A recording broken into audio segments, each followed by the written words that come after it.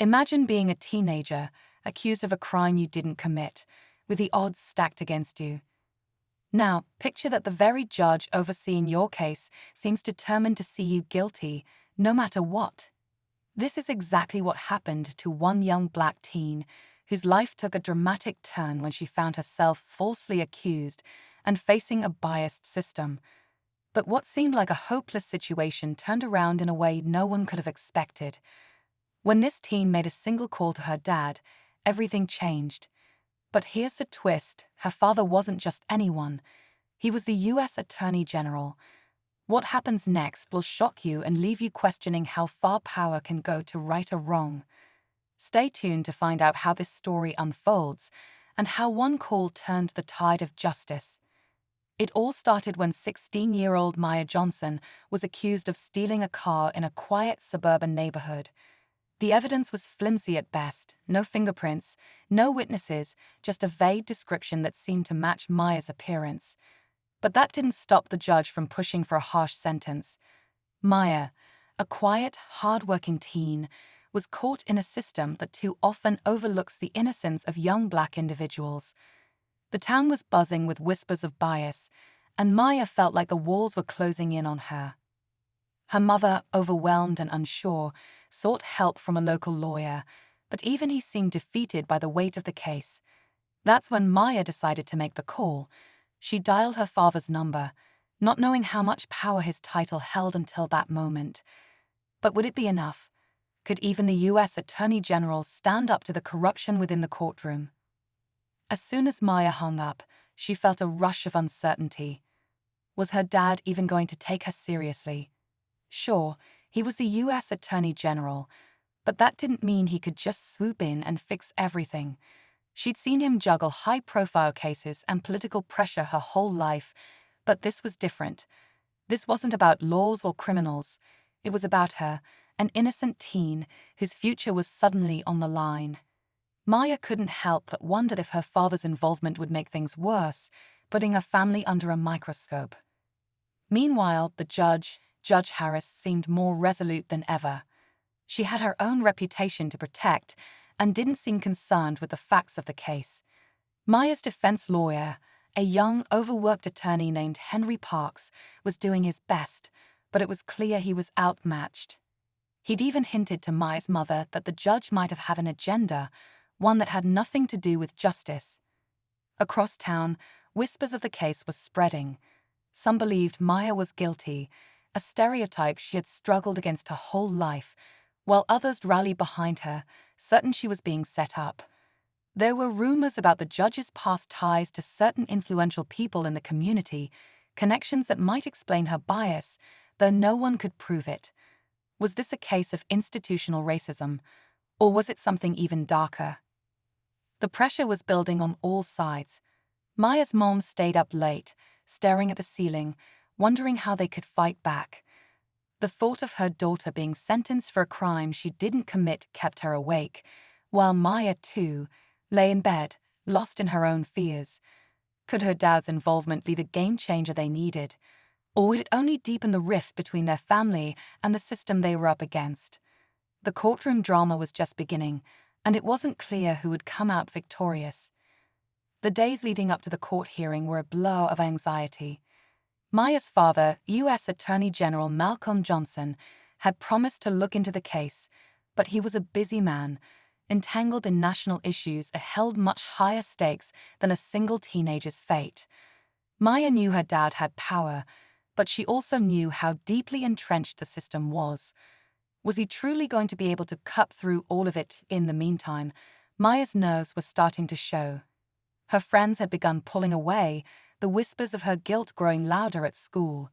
Her name was becoming a symbol in the community, not of innocence, but of something darker, something more dangerous. People started to question if she was really the good kid they had once thought her to be, and that change, that shift in perception, weighed heavily on her. Judge Harris, however, was unwavering. Every pretrial meeting seemed to confirm the judge's disdain for Maya's case. Maya couldn't ignore the cold, calculating way she looked at her, as if deciding her fate long before the trial even began. But Henry, the defense attorney kept pressing. He uncovered small details that could have been game-changing, like conflicting testimonies from witnesses, but nothing seemed to crack through the wall of indifference surrounding the courtroom. Then the unexpected happened. Just days before the trial, Maya received a chilling phone call from her lawyer. "Maya," he said, his voice strained, "the prosecution just dropped a bombshell. They've got a surprise witness, someone who says they saw you at the scene of the crime." Maya's heart skipped. What? But that's impossible. The shock of it all hit her like a ton of bricks. Could someone have fabricated a story to fit the narrative? How could this happen? The timing felt off, and the fact that this new witness had never come forward before raised even more questions. But it was enough to rattle everyone. Maya's mom, panicking, called her husband, the Attorney General. But this time, things weren't moving as quickly as they had before. Maya's father had been pulled into a whirlwind of his own political battles, and the looming question in the back of his mind was whether his involvement would really make a difference. As the trial date drew closer, tensions were higher than ever. The courtroom was packed, everyone eager to see how the drama would unfold. On the morning of the trial, Maya walked in, her hands clammy and her heart pounding. She looked up to see Judge Harris already sitting at the bench, her gaze fixed on Maya with a chilling certainty. But something in the air felt different. Was it a shift in the room? Or was Maya just imagining things? And then, just as the judge called the proceedings to order, Maya's phone buzzed. An encrypted message from her father. *Ken coming. Stay strong. We've got this. The door to the courtroom creaked open. The courtroom door creaked again, and this time it wasn't just Maya's father walking in, it was someone else. A tall man in a sharp suit, face unreadable, entered the room with a quiet authority that seemed to freeze the air. Maya's heart lurched. It wasn't her dad, but the sudden presence of this stranger felt almost like an omen. The room fell silent.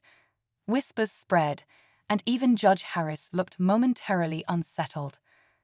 The man walked toward the front, flashing an ID card that confirmed what Maya feared most. He was from the Department of Justice, a colleague of her father. But why was he here? The tension in the room became palpable. What did this man know that they didn't? Maya's lawyer, Henry, shot a nervous glance at the newcomer. "Who are you?" he asked, though it was clear Henry wasn't sure he wanted the answer. The man introduced himself as James Calder, a senior investigator from the DOJ, and without much preamble, he dropped a bombshell. "We've been following this case for weeks, and we have reason to believe that the prosecution's key witness is not only unreliable, they've been coerced into lying. This case is deeper than it looks." The room was thrown into chaos. The prosecution team scrambled, but the damage was done. Calder's words hung in the air like a weight. Maya's eyes darted to the judge, who seemed unfazed but visibly uncomfortable, and then to the prosecution's lawyer, who was already starting to argue that the new revelation wasn't credible. But Maya wasn't prepared for what came next.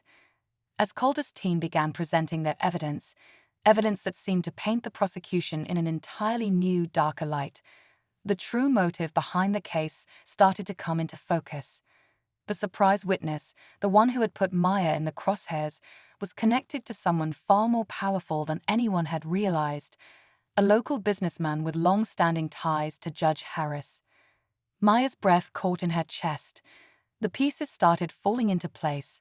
Corruption, manipulation, the system rigged from the start. But the twist wasn't over. Calder turned to Maya, and with a grave expression he said, "This isn't just about your case anymore. It's bigger. This goes all the way to the top." At that moment, Maya felt the ground beneath her shift. This was no longer just about her innocence. This was about exposing a network of power and influence that could destroy lives, and she was standing at the very heart of it. Would her father's involvement be enough to take them down? Or had they just stirred up a hornet's nest that could tear everything apart? As the courtroom buzzed with disbelief, Maya could hardly process the enormity of it all. The stakes had just escalated beyond her wildest imagination. As Calder's words sank in, The courtroom seemed to hold its breath. Maya's mind raced, trying to grasp what this meant. The pressure of everything, the accusations, the looming trial, the whispers around her, felt like it was about to break her. But as the truth started spilling out, it felt as though the weight was slowly shifting off her shoulders. Calder's team worked tirelessly, pulling together a mountain of evidence that tied the prosecution's witness directly to the businessman, and by extension, to Judge Harris herself.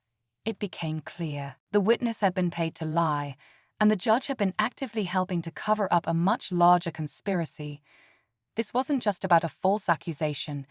It was about power, money, and control, all hiding behind a veil of legal authority. With every new revelation, the courtroom began to crumble. The prosecution's case disintegrated before their eyes. Maya's defense attorney, Henry, was suddenly filled with confidence, his arguments landing with precision as he pointed out the corruption at every turn. The judge, who had been so sure of her stance just days before, started to squirm, her icy demeanor cracking. Maya's father, the U.S. Attorney General, entered the room just as the final pieces were falling into place. His presence alone shifted the dynamic, and the weight of his office seemed to bring some semblance of justice into the chaos. He exchanged a quick, tense look with Calder before walking up to the bench, his voice steady as he addressed the court. "Your Honor," he began, "this trial has been tainted from the start. I'm here to ensure that justice is served, no matter who is involved." The tension was thick enough to cut through with a knife. Maya stood there, her heart pounding in her chest, knowing that her future hung in the balance of the next few moments. Would the system, the same system that had nearly destroyed her, finally hold those who'd wronged her accountable? As the judge, clearly flustered, motioned for the court to adjourn, Calder stood firm, delivering the final blow. "We've secured an independent investigation. Everything will come to light. You can't escape this." It seemed like it was all over. Maya was free. But just as the weight of relief began to sink in, a strange silence fell. Then, out of nowhere, Maya heard a voice, soft but unmistakable, from the back of the room. "Not yet." Maya turned, her stomach dropping. Standing in the doorway was the last person she ever expected to see, her mother. But this wasn't the moment Maya had envisioned. Her mother's face was hard, her eyes not filled with the same relief Maya had imagined, but something darker, something more calculating. Maya's heart froze. "Mom," she whispered, stepping toward her, confusion overtaking her. Her mother took a long, steady breath before speaking. "I never wanted you to know this, but I was part of it. I worked with them." The words hit like a punch to the gut. Maya couldn't understand. Her mother, the one person who had always been her rock, the one who had stood by her, she'd been involved in the conspiracy from the beginning. The room seemed to tilt as the shocking truth unraveled. Maya's mother had been tied to the businessman, the same one who'd orchestrated the lies. She had been paid to keep Maya in the dark about her own involvement, using her own daughter as a pawn in a much larger game. The courtroom, now filled with more questions than answers, stood still, waiting for the next move. Maya's entire world was spinning, and yet, in that moment, she realized this was only the beginning. Her fight for justice wasn't over, not by a long shot. As the truth continued to unfold, it became clear that the system wasn't just broken, it was something much more dangerous. But Maya had one thing the others didn't, the will to fight, and she wasn't backing down. The room fell silent as Maya processed her mother's confession, her heart aching from the betrayal. But amidst the shock, something stirred inside her, a quiet, resolute strength. She turned to her mother, her voice steady despite the whirlwind inside. "You're part of this, but you don't get to control my story, not anymore." Her mother's eyes were filled with regret, but there was no turning back. The truth had been exposed, and it wasn't just about Maya anymore. It was about accountability, justice, and the undeniable power of standing up, no matter the cost. In the days that followed, the investigation exploded into the public eye. The businessman was arrested, and Judge Harris was removed from her position. Maya's case was dismissed, and though the scars would remain, she found peace in knowing she fought for what was right. Her father, his influence undeniable, made sure the case was seen through to the end. Maya had lost much, but she gained something far more important: a voice and a new understanding of the power of truth. The system may have failed her, but it wouldn't break her, and she was ready to rebuild, this time on her own terms.